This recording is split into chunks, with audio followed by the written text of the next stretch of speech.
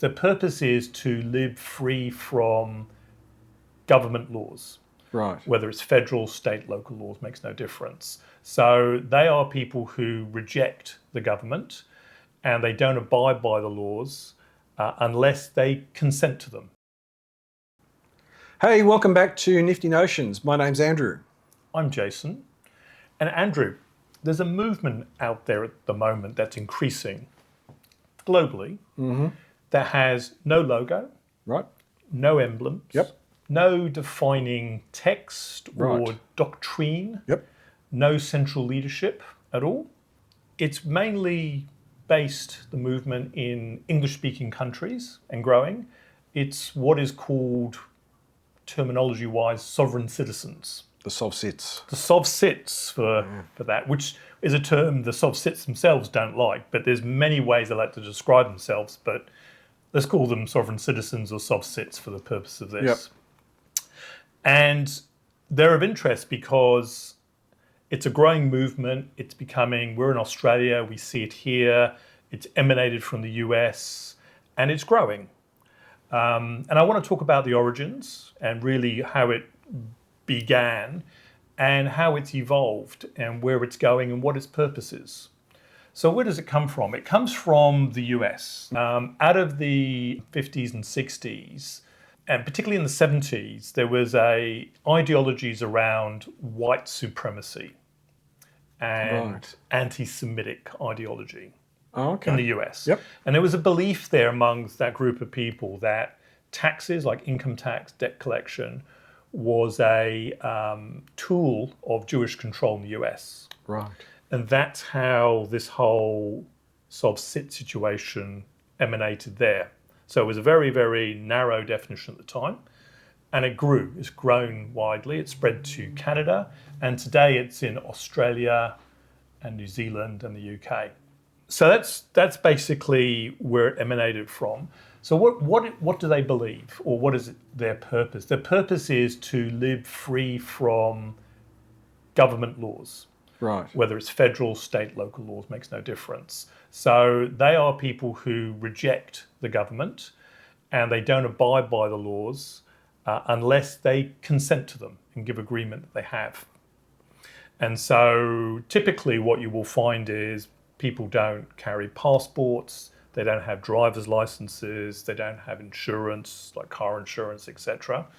And their belief is that they are a separate identity from their legal identity. They've split themselves in two. And then, for example, there's Andrew, who's the flesh and blood Andrew, who's alive, and that's you. And there's the Andrew that has a driver's license and legal documents. And their belief is that's a separate identity.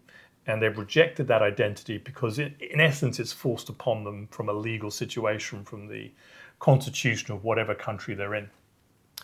And the flesh and blood is separate from that, and therefore they're able to act in any way they want, unless they agree to the laws. So they think that they can opt out of laws. Correct. Right. That's absolutely right. In fact, the default is opt out to them, and they only opt in by choice.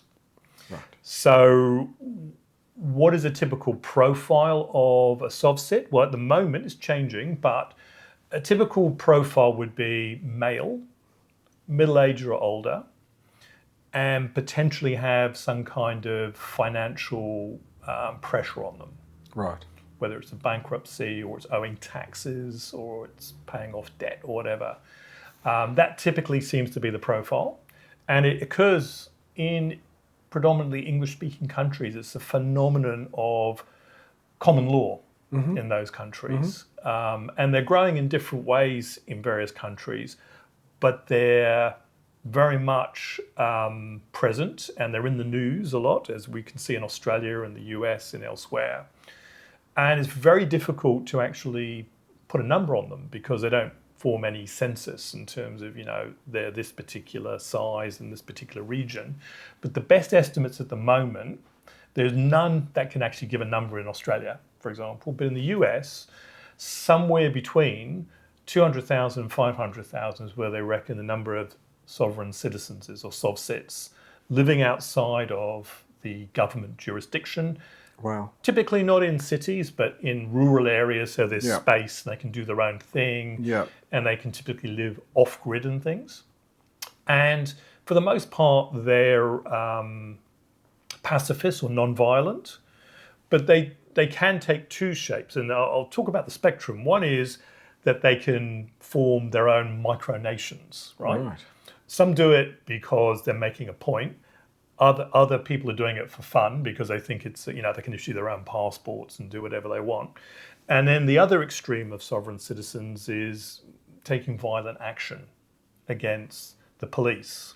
And if you look at a poll in America, the police have said that the biggest fear they have in stopping people with cars in terms of the highway is coming against sovereign citizens. It's their biggest fear because they don't know what's going to happen. What is the reaction? Because obviously if they get stopped by the police, the sovereign citizen is going to say, you can't stop me because you have no jurisdiction over me. I don't consent. I don't consent and I don't have insurance and I don't have a driver's license. And here's a document saying why I don't believe in those things. And those documents they produce are what's called in sovereign citizen terms pseudo-law. So they're documents which mimic law, but in fact have no jurisdiction or authority. Mm-hmm. So there's this continuous argument going on. But if we look at how far they've got legally, what's happened is there's been no case that I know of in my research or from other information I've found where they've ever won in court. Right. That the judge has always, or the presiding judge has always ruled against sovereign citizens' beliefs that they are devoid from the government. You could see how they could get caught up with the law, can't you? Because I mean, if they don't have, I mean, I'm just thinking, if they don't have a car registration, insurance and all that sort of stuff, then all of a sudden that's a problem. Yeah, it is breaking a law. And then if they don't have a license, driver's license, they're in more trouble. So they could be fined or brought up in front of a court. Yeah, And then they keep doing it. exactly. And then they're back in front of court. Yes. If they decide to turn up. Yes. Is this sort of where this goes? That's exactly right. So it's a spiral, isn't it? You can see this can escalate into And then next much thing, worse situations. the police are coming to pick them up to take them to jail because Right. they haven't come to court, or they've skipped bail, or they've Exactly. And then that's probably where the violence thing can start to come in. Exactly. I can see that. Yeah, and we've seen recently here deaths from that, police officer that's deaths right. and things in Yes. this country. And generally as a rule, I think in Australia, and I believe the US, but particularly in Australia, people get left alone if they declare a micronation or they go off grid, as long as they do pay taxes. Like if they still, which they don't call paying tax, they call it paying foundation dollars or something. Right, of course. But it's the equivalent of paying tax. But the government have taken a view that you can say what you want. If you're paying tax and say you're within the threshold of the law, then you can do. And probably declaring income because Yes. they might be bartering with their own little currencies. That's is that exactly right? right. There's all sorts of Little nuances. currency Sure, exchanges going sure, on. Yeah. Sure. So the government's taken that view.